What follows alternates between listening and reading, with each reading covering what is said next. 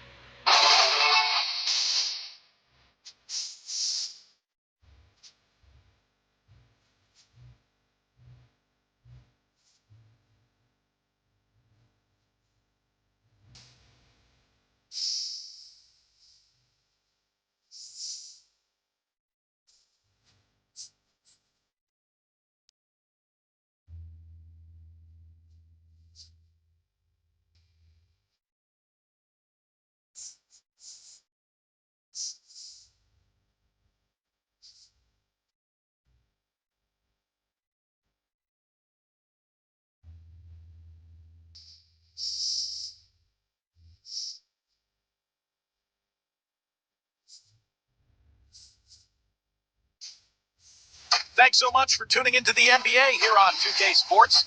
Friday Hoops Fest coming up next. It's the San Antonio Spurs going up against the Miami Heat. And now we send it out to American Airlines Arena. Kevin Clark and Steve are there, courtside, ready for tip-off.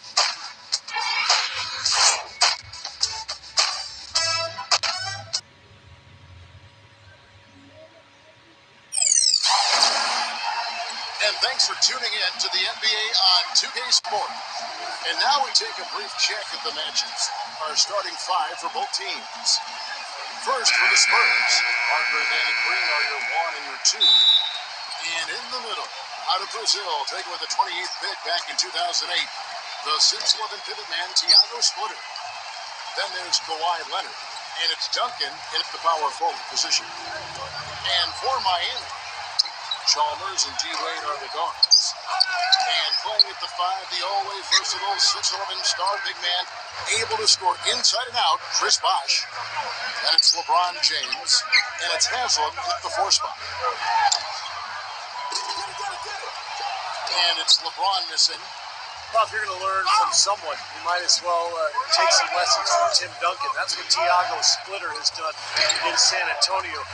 Really kind of growing up under the tutelage of one of the great players of all time. And that one's good. Parker. Great adjustment to avoid the D. That's hard to stop. Miami's gone 0 of 2 from deep here. And Doris Burke caught up with Coach Greg Popovich. Doris? There are a lot of big names to deal with in this one, but perhaps none bigger than LeBron James. He told me planning for LeBron is a headache because he can do so much on the floor, saying there isn't a hole in his game. The only real way to slow him down is to get him working against himself. Physically, there is no answer for LeBron. Always great to hear from you, Doris. And Spurs taken 28 by the Spurs way back in 2007, but they had to wait 3 seasons for him to come over from Spain. And as Greg Popovich was saying just this past season, he's finally showing what he can do because he's been healthy. Yeah, agreed, Kevin, and I think it was a wait worth making, Yes. quite honestly. I mean, one of the premier backup centers in the NBA the last 3 seasons, and he earned himself a nice payday with his new contract, too. Now here's LeBron. He feeds to Chalmers. This is the box.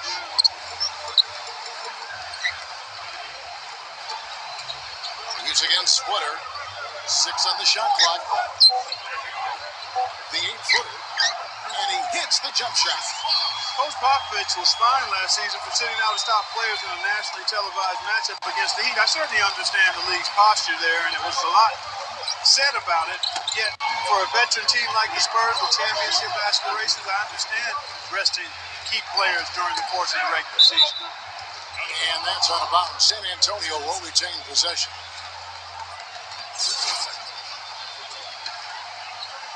Here is Parker.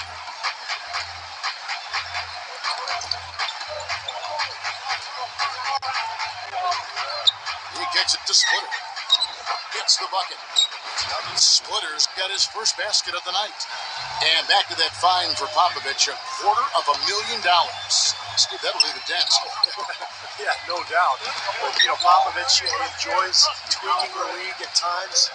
This was clearly an effort to do that. But, look, I think it's good for him to actually, kind of let the league know every once in a while that if you're going to give us that kind of schedule with my older team, I'm going to sit them down once in a while. Now, here's Green after LeBron James's miss. And Green gets it to go. Boy, that was impressive, Clark. He did not hesitate to take the ball right up against the bigger defender. Boy, I like that aggressive mindset there, Steve. Now, here's LeBron. And lots of contact there. Missing the shot. He'll shoot two. It's on Kawhi Leonard. Much has been made about the show LeBron puts out during games, but he also puts on a spectacle in his pregame routine. Last season, he and others started pulling out all the stops and dunking in the pregame warm-up in an effort to break a sweat. And Clark, you mentioned the pregame dunks for LeBron, a devastating finisher. Some have asked why he's never competed in the All-Star Slam Dunk competition. In fact, I say that every Saturday night I'm sitting on that microphone. Why isn't LeBron in this competition? Wouldn't it be nice? In fact, I think, didn't Magic Johnson even put up a $1 million incentive for him to compete? Yeah, it would be incredible to see him. I don't know. I think it's become almost a chore for players these days to enter, but it would be fantastic to see him out there. Chalmers dishes to Bosch. Haslam kicks it to LeBron. From downtown, that's good. LeBron got 5. Offensively, he can be the engine that drives them at any given time.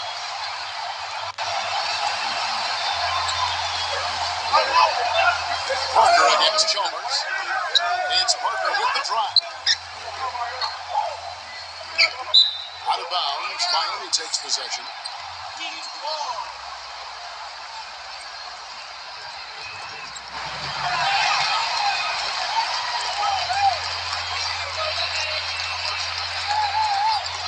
The Heat have gone 2 of 6 from the field. A big part of why the Spurs were so good last season, guys, was that they were able to finish games strong. You think a group of vets might run out of gas, but the opposite was true with this group. They turned it up down the stretch on one of the most productive teams in the league in terms of fourth-quarter points. I'll tell you what, LeBron can absolutely soar in for the finish. I remember last year, the alley-oop in the conference finals against Indiana just almost put his head on the rim. Air freight is a nickname we could dub LeBron James. I mean, he's an unstoppable force and an immovable object. Defensively, the strength, length, mobility. He can wall you up and lock you down and put you away. Miami gone just 1 of 4 from 3-point range here in the first. Well, Clark, a big part of why the Spurs were so good last year in the fourth was because they had so many options when possessions, Steve, start getting critical and the game is tight. Well, no question. You got Parker to create off the dribble. You can always throw it into the low post to Duncan. But on top of that, you've got a roster full of guys who understand how to play the game and know how to play each other. Just the experience that this group has gained together over the years, I think allows them to execute under pressure. Here's Parker following the basket by LeBron James. Leonard with the ball. Now defended by Haslam. Rejected by Haslam. Duncan against Chalmers. Haslam. And he drew the blocking foul. He'll go to the line for 2. Tim Duncan picks one up. Well, really the heart and soul of this Miami team in a lot of ways, Udonis Haslam, born and raised in Miami. He's played his entire decade-long career with the Heat and just a tough, hard-working guy and a locker room leader. That's good from Haslam. And back to Haslam. He helped lift the Florida Gators program back to prominence, took them all the way to the NCAA championship game, playing at center of all positions. But was really heavy back then in Florida. He had to lose a lot of weight before he was ready to play in the NBA. Went to Europe to play first. He's been the heart and soul of the Heat organization ever since. lot of people thought the East would be a cakewalk for Miami last year, but Indiana made sure that wasn't going to be the case. What a series with the Pacers using their size and strength to pound Miami down low. And eventually, the Heat were able to pull it out, but boy, was that a tough series. Here's Haslem after the made shot from Manu Ginobili. And Haslem kicks to Cole. From deep. Kept alive. Second chance shot. Some solid defense right there from Boris Diaw. Spurs have gone 6 of 9, shooting it well. And there's the call on Udonis Haslem. That is his first foul of the game. And Miami making a change here. James is checked in.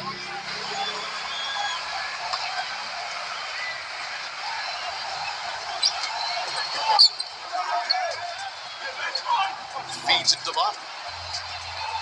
And just to touch back on the Eastern Conference Finals, went to a Game 7 where Miami ran away with the game. But, you know, Carby, if it weren't for the heroics of LeBron earlier in the series, it could have been the Pacers that took on San Antonio in the finals. You know, I was thinking a little bit about two former ABA teams meeting in the NBA Finals, but the Heat managed to steal Game 1, and I thought that proved to be the difference in the end. That was a game the Pacers had and didn't squeeze. But the way these two teams are constructed, they should be seeing a lot more of each other in the near future. And I think that's great for the league because whenever they meet up in the regular season or the playoffs, it's always been a battle the last couple of years. Nice rivalry developing. I think you're right. Yeah. A good one brewing there.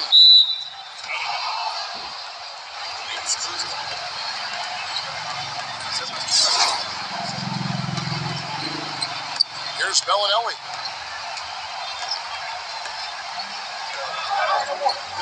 There's 57 seconds left to play here in the first.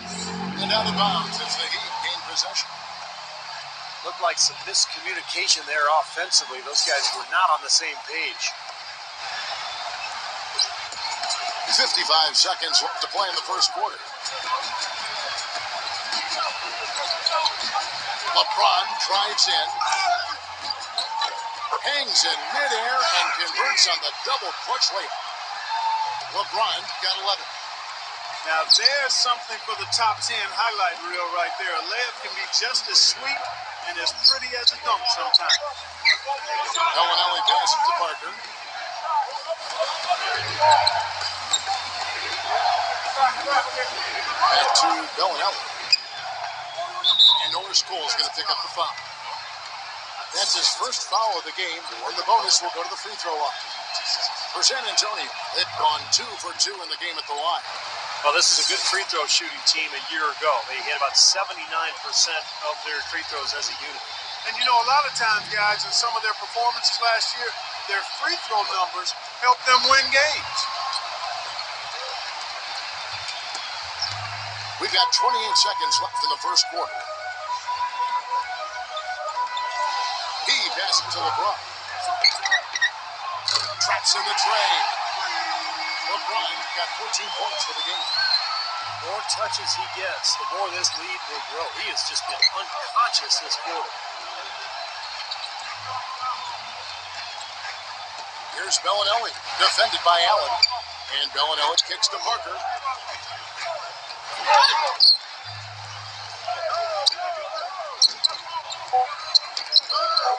Here's Bonner. LeBron with some nice D. And so, both teams trading buckets as we end the first quarter. It's the Heat leading by a point. And we'll get the...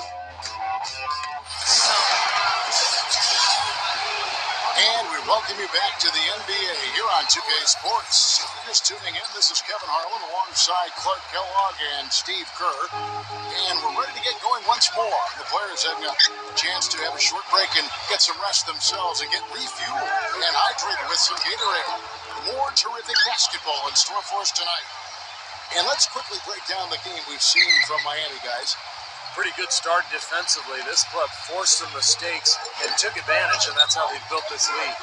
And they built the lead because not only have they forced turnovers, but they've taken care of the ball themselves. So that's a winning combination.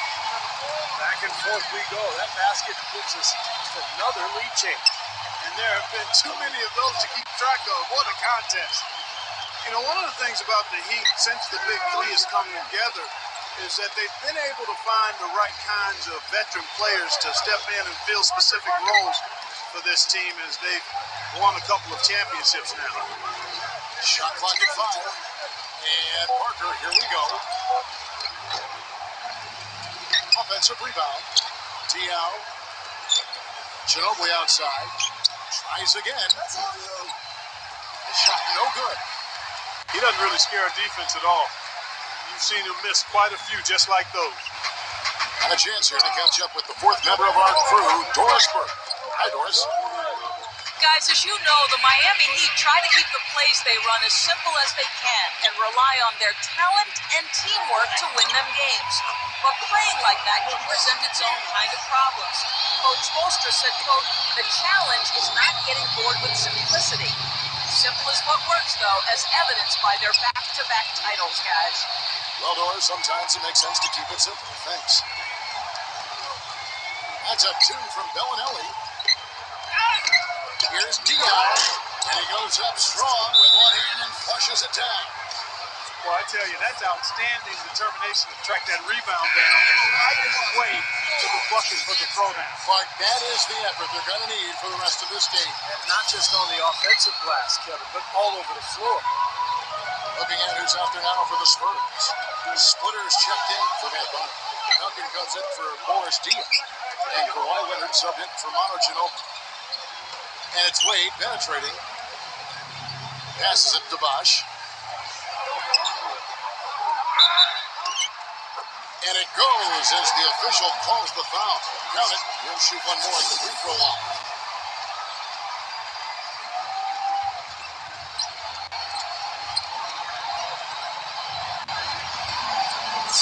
And let's get your take, guys, on the scoring breakdown for the Heat. Now, they didn't waste any time getting into a groove out there. They're dialed in from long range. Also, what passing we've seen from them here early. I mean, there could be a big number in the assist column if this keeps up. And what an amazing run it was for the Spurs last year in the postseason. You know, swept the Lakers, survived Golden State, and then dismantled Memphis on their way to the NBA Finals. And then, of course, we're seconds away from another championship anthem.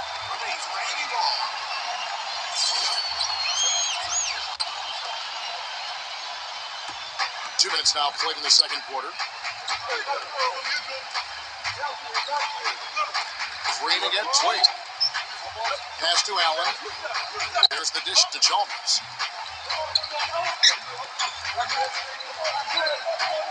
Behind post shot. No good off the back of the rim. Now getting back to the Spurs, they look better and better as they went deeper into the playoffs, Clark. Heat were thought to be the heavy favorites at the start of the NBA postseason. But when they met in the finals, thoughts on who would win, I think, were pretty much split. Yeah, and eventually, you know, this was one heck of a series because the Spurs not only had experience and talent, but they had multiple options offensively and did such a terrific job sharing the ball. They took the Miami Heat to the limit, but at the end of the day, it came down to LeBron James and Dwayne Wade rising to the challenge. Boy, I tell you what, guys, he's an extremely strong finisher. I'm surprised he wasn't able to power that through the defense. Looking for Allen, he gets it there. It's the one by Green. And they're running. Here's Leonard. Rips down the breakaway slam. Textbook example there of how to use defense to create offense. Yes, beautiful transition play after the steal all the way to the basket. Wasted no time going from defense to offense. It feels like they're starting to pick up the intensity as the game itself starts to get a little more tight and close. Chalmers dishes to Allen. Well, it was a little bit of a surprise, guys, going into last season when Ray Allen signed a contract with the Heat. Took less money than the Celtics offered. And no question about it, there was some anger from his former teammates in Boston when he left.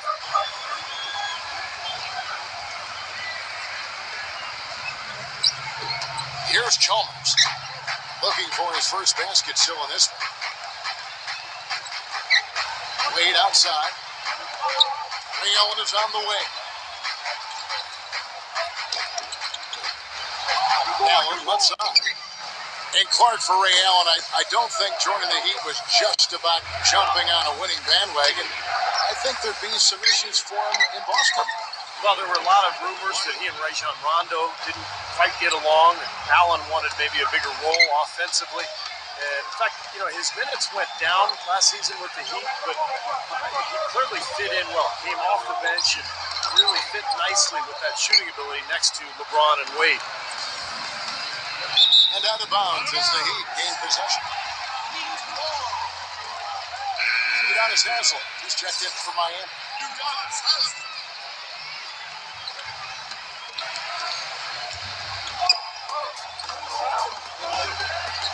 Wade against Green. Wade outside. Ray Allen is on the way. Well, guys, this first half has been about as tightly contested as you could hope for. Well, neck and neck, how about that? I mean, ferociously competitive. I mean, tight as me in an airplane bathroom.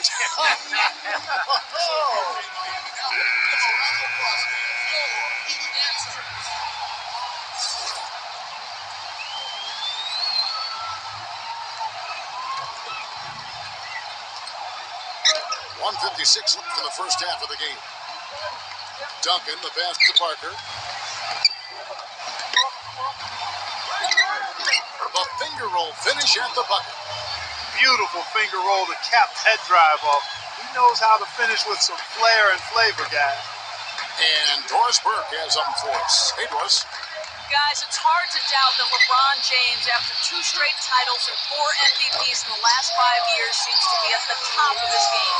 LeBron candidly said, quote, "I'm at my highest peak. I don't know if I can continue to improve," but he certainly remains motivated, saying, quote, "At the end of the day, I have a goal to be the best of all time, and I'm going to put that pressure on myself. And Kevin, if he can just stay at this level for a long period of time, he may get there." I like his chances. Thanks. Well, Kevin, when he's got the ball down in the low post, he has a huge variety of moves to choose from. So it's tough to defend him. He's got great footwork and finesse. Just figures out a way to get it done. And one other thing about him that you shouldn't fail to appreciate is the presence and impact he has defensively. He can lock you up and wear you down, and that effect really carries over to the rest of the guys. Boy, I tell you what, he does not look like your typical big man up there at the line. He has an excellent stroke and a percentage to match. It's stolen by Duncan. The drive by Green. And it's slammed in by Splitter. In a moment here to take a look at some hustle stats for the Spurs. Boy, they've really amped up the pressure at the defensive end, guys, and have piled up the steals in the early going. And they're getting out in transition, too, finding some easy points on the fast break. Parker with the steal. And here we go. Parker into the hoop. And the shot is good. Now it's a 4-point Spurs lead. In the first, he had trouble hitting with any consistency. But here in the second, he's turned it around. They can trade 2 for 1 here. Yeah, that's the right move. Get a good possession here, play defense, and get one more opportunity to score. Wasted no time on that one. Chalmers has got 5 points now in the quarter. That is not enough coverage. Got to do better than that defensively. Basically no coverage. I mean, defense did not look very good there. Well, what a series it was in the finals a year ago. Such great basketball. 2 teams that like to play up tempo. And I'll tell you, the Spurs had Miami. They had the series in the bag. They were 1 play away from wrapping it up in Game 6, but the miracle comeback from the Heat that led to the Game 7 victory and another title for the Miami Heat. Boris Diaz checked in for Splitter. There's not a lot you can say that hasn't been said before about his skill at the charity stripe. Shot clock and game clock separated by less than 6 seconds. Parker with the steal. And a fast break now for the Spurs. Gives him the lead pass. And Duncan with the basket on the assist by Parker. Parker's got 3 assists now in this one. Gotta love the use of the bounce pass there. Perfect feed. Gets the bucket. He's got his 3rd basket of the night right there. Sharp pass to give his teammate the high percentage shot in close.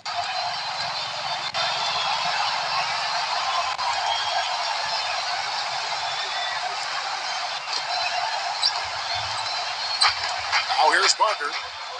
He has 6. And Diao kicks to Parker. Run deep. And the release was before the buzzer, but it's off target. Close game as we wrap up the second quarter. Spurs lead by 3. Back after this from the American Airlines Arena.